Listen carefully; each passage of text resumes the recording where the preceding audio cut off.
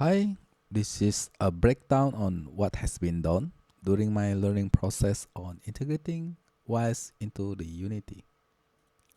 Special thanks to the Unity technologies, Audio Kinetic, especially Maximilian SP for the kind support, and many people in the game audio circles. I cannot name them all. Jump straight into the business. Now, I will start by explaining the playing method via animation event. Everything we hear in this clip has many different ways of implementation. First, I want to talk about one of them, and that is animation event. I started with characters animation clips and its event function to call methods prepared from the script. And the script was set so that I could browse the Wwise event instead of typing the string manually to prevent human errors. In this Unity Learn project, I add sounds via animation event for sounds like running, walking, attack, jumping, and so on. Inside the Wwise events, I experiment with adding multiple sounds to play simultaneously when this play-player Allen combo event is being played. In this experiment, I added 4 layers of sounds that are processed independently. Firstly, the base attack sound, using staff whoosh as the base because Allen's weapon is a staff. Second, since the Allen swings generates VFX that looks like a laser energy, I also added laserist whoosh attached in it. Thirdly, I added voice for Allen's for when she's attacking, routed to different mixer bus. And the fourth, I also added cloud foley for the subtle detailing. This shouldn't be too audible, but I believe the impact is quite significantly huge. Let's dive deeper into the attack voice sequencer. I use sequencer container for Allen's attacks voices, planting the random container of the voices and the silence instrument. Also, to ensure that Allen won't make attack sounds all the time, I even added silence inside the voice attacks random container. And then I increased the weight heavier than the other, just to ensure that the chances are bigger. The 3D positioning orientation with automation. From the positioning tab in Wwise Designer layout in the Wwise editor, I use orientation plus automation feature. I use this feature on Allen's attacks, especially on the weapon swings and its laser VFX motions in the game. The Allen attack suggests that the stuff moves from the right to the left, swung from the top to the bottom, and so on.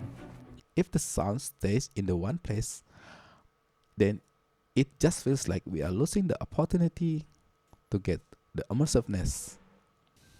Now we are talking about the dynamic footstep.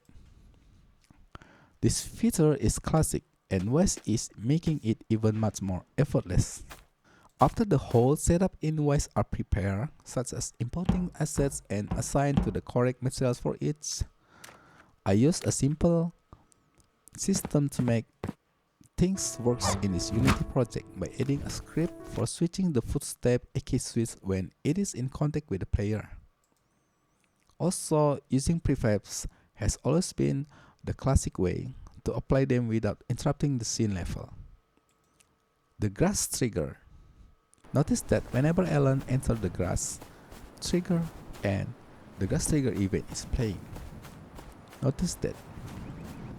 For such kind of event, limiting the playback is a must cause we can't control how many grass sounds are going to be playing during the real-time gameplay.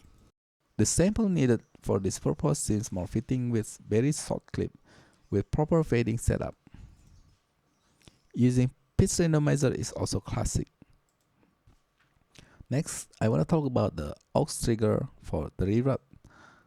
Notice the difference of the reverb when Allen is far from the cave entrance and when she is within that area. This is done simply using the trigger boxes. In Wwise editor, I already prepared the aux buses for its purposes in the game project scene. I added effect. In the scene, I used reverb. The workflow is just so flexible that each sound could be asked to be affected by the in-game trigger or not. And also at how much level of the volume is solely sent to the assigned aux bus when it has to. Now, I'm talking about the ambient. Do notice that some sounds has its place position in 3D. It is the easiest one to add in the game, but probably the least easy one to actually finish them properly in the game scenes. Dynamic BGM. I scored briefly a simple dynamic BGM for the boss fight. I prepared several instruments that could actually work together when every single of them are playing harmonically and rhythmically. That's the simplest idea, that's the core idea.